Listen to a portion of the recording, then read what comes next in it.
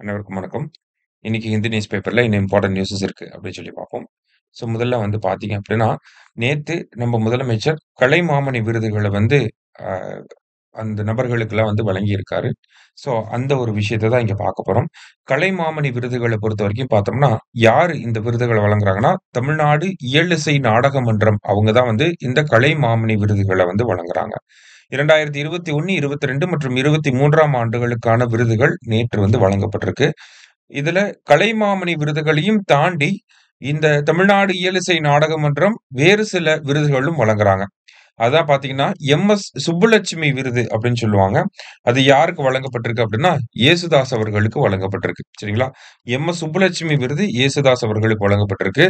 பாரதியார் விருது யாருக்கு வழங்கப்பட்டிருக்கு அப்படின்னா, முருகேச முருகேச பாண்டியன் அவர்களுக்கு வந்து வழங்கப்பட்டிருக்கு.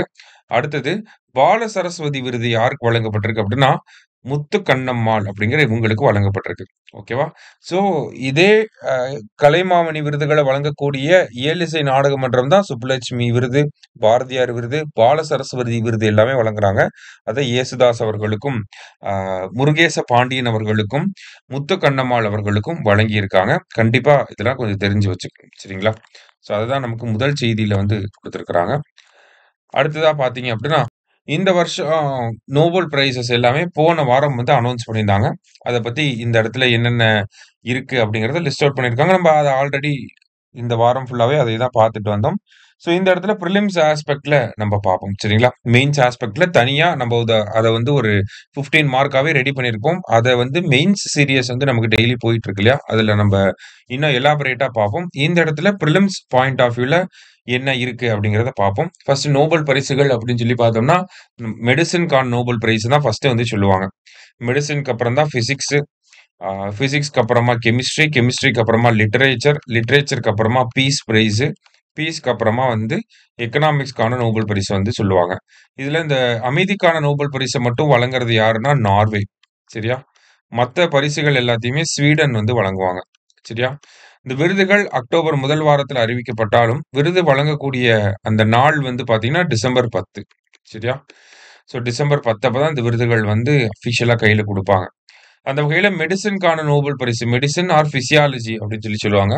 யாருக்கு வழங்கப்பட்டிருக்கு அப்படின்னு சொல்லி பார்த்தீங்கன்னா, மேரி பிரன்கோவ், ஃப்ரெட் ராம்ஸ்டெல், அப்புறமா ஷிமோன் சகாவுச்சி அப்படிங்கிற இவங்க 3 பேருக்கும் வழங்கப்பட்டிருக்கு. எதுக்காக அப்படின்னு சொல்லி பார்த்தீங்கன்னா, இந்த ரெகுலேட்டரி டி செல்ஸ் அப்படிங்கிற ஒரு விஷயத்த கண்டுபிடிச்சிருப்பாங்க. ஓகேவா? ரெகுலேட்டரி டி செல்ஸ் அப்படிங்கிற விஷயத்த கண்டுபிடிச்சிருப்பாங்க.